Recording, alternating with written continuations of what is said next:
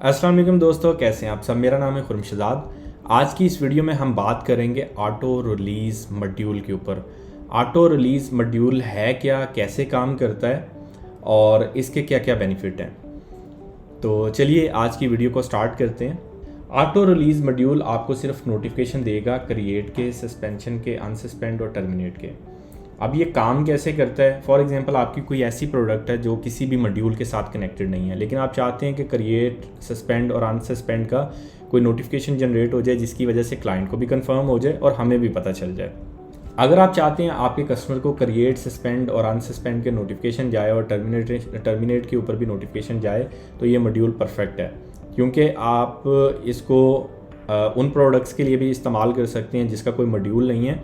और अगर आप किसी होस्टिंग कंपनी से होस्टिंग ले रहे हैं cPanel और उसका नोटिफिकेशन भेजना चाह रहे हैं, तो तब भी ये मॉड्यूल परफेक्ट है। अब इसको कॉन्फ़िगर करने के लिए हम आएंगे अपने एडमिन पैनल के अंदर।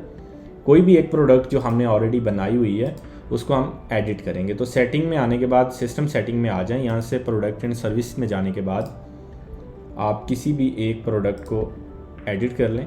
एडिट करने के बाद मॉड्यूल सेटिंग में आ जाएं।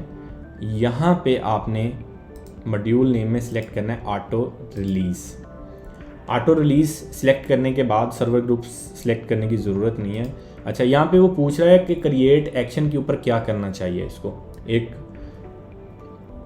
टू डू लिस्ट बना दे या फिर create a new sport ticket.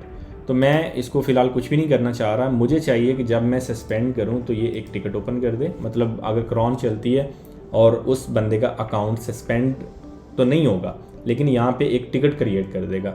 इसी तरीके से अनसस्पेंशन के ऊपर आपको टिकट लेने की ज़रूरत नहीं है, टर्मिनेशन के ऊपर ज़रूरत नहीं है। आप यहाँ पे एडमिन असाइन कर दें कि टिकट का जो एडमिन है वो किसके बिहाफ पे टिकट ओपन करे और इसके अलावा उसकी किस डिपार्टमेंट में टिकट ओपन होनी चाहिए। अच्छा, रिन्यू के ऊपर भी आप एक्शन सेट कर सकते हैं कि जब भी रिन्यू हो उसकी टिकट ओपन कर दे, ताकि आपको रिमाइंडर है कि ये टिकट जो है इसका आपने रिप्लाई करने से पहले इसकी पेमेंट आगे जिस कंपनी से आपने परचेजिंग की है उसको भी करनी है। तो ये दोनों ऑप्शन को मैंने सेट कर दिया सस्पेंशन और रिन्यू के ऊपर, और इसको मैंने कर दिया सेव। सेव करने के बाद हमने आज एक प्रोडक्ट बेची थी जो कि थी स्टूडेंट होस्टिंग। चलते हैं अपने ऑर्डर्स के ऊपर। ये हमारा ऑर्डर है, इसको हम करते हैं व्यू। अब अगर मैं इसको करता हूँ सस्पेंड, यस, तो सिस्टम ने क्या किया। अगर आप इसी क्लाइंट की टिकट टैब में आएँ तो यहाँ पे देखें सिस्टम ने एक टिकट ओपन कर दिया सस्पेंशन के ऊपर।